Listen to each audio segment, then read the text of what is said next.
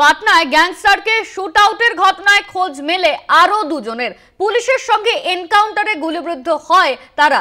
বলবন্ত কুমার সিং ও রবি রঞ্জন কুমার গুলিতে আহত হন। অভিষেক কুমার নামে এক অন্য অভিযুক্তকে গ্রেপ্তার করা হয় বিহার পুলিশের তরফে। এই গ্রেপ্তার এমনই কিন্তু জানা যাচ্ছে। বলবন্ত কুমার সিং ও রবি রঞ্জন কুমারের গুলিতে আহত ইতিমধ্যেই গ্রেপ্তার করা হয়েছে। পাটনার গ্যাংস্টারকে শুট আউটের ঘটনায় খোঁজ মেলে আরো দুজনের।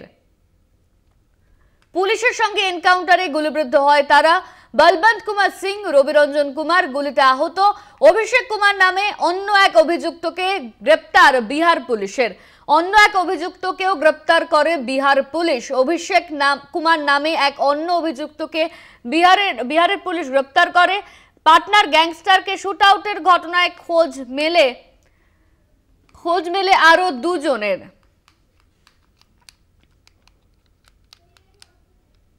আমাদের সঙ্গে ফোন লাইনে রয়েছেন আমাদের প্রতিনিধি অরিত্র ঘোষ। অরিত্র, পাটনার গ্যাংস্টারকে শুট আউটের ঘটনায় খোঁজ মেলে আরো দুজনের, কি আপডেট রয়েছে এই নিয়ে?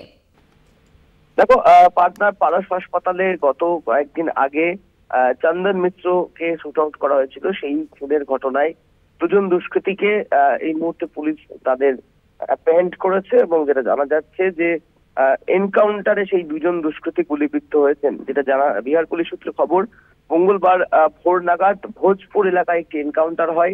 বিহার পুলিশ সূত্রে খবর, জখম দুজন দুষ্কৃতী তাদের নাম বলবন্ত কুমার এবং রবি রঞ্জন সিং। যেটা পুলিশ সূত্রে জানা যাচ্ছে যে মঙ্গলবার ভোর রাতে খবর পাওয়া যায় ভোজপুরের বিহিয়া কাঠিয়া রোডের পাশে নদীর ধারে বেশ কিছুজন দুষ্কৃতী লুকিয়ে রয়েছেন। পুলিশ ওই জায়গায় পৌঁছতেই বলবন্ত এবং রবি রঞ্জন পুলিশের দিকে লক্ষ্য করে গুলি ছোড়ে। পাল্টা পুলিশের তরফ থেকেও গুলি ছোড়া হয়। এনকাউন্টারে পরিস্থিতি সৃষ্টি হয় এবং যেটা সূত্র মারফত খবর পাওয়া যাচ্ছে সেই সময় এই কুখ্যাত দুই দুষ্কৃতী রবি রঞ্জনের পায়ে গুলি লাগে, বলবন্তের পায়ে এবং হাতে গুলি লাগে। তাদেরকে এই মুহূর্তে পুলিশ রেড হ্যান্ড করেছে, তাদেরকে আটক করে নিয়ে আসা হয়েছে এবং বিহিয়া হাসপাতালে তাদেরকে ভর্তি করা হয়েছে। সেখানে তাদের চিকিৎসা চলছে। যেটা পুলিশ সূত্রে খবর যে এই যে দুজন দুষ্কৃতী বলবন্ত এবং রবি রঞ্জন, তারা ভোজপুরের চাকরাহিয়া বিহা এলাকার বাসিন্দা। পুলিশের যেটা দাবি বিহার পুলিশের, যে এই দুজন দুষ্কৃতী চন্দন মিশ্র খুনের ঘটনায় জড়িত। এবং আরো যেটা খবর পাওয়া যাচ্ছে যে গত 17 জুলাই যে ঘটনা, সেই ঘটনার পরিপ্রেক্ষিতে আরো একজনকে গ্রেপ্তার করা হয়েছে। তার পাশাপাশি রবি রঞ্জন এবং বলবন্ত তাদের এই মুহূর্তে চিকিৎসা চলছে। তারা সুস্থ হলে তাদেরকেও গ্রেপ্তার করা হবে, এমনটা কিন্তু তদন্তকারীরা জানাচ্ছেন।